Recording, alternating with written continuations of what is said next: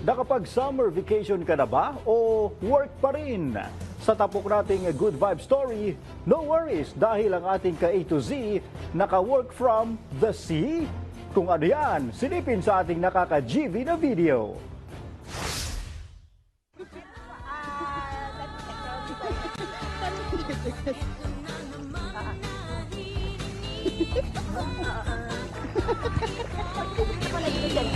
Let me check on that.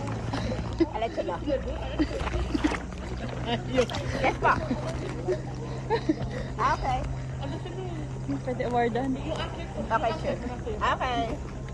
Okay, bye-bye. Saludo sa sipag mo ka A to Z, isa kang dakilang manggagawa.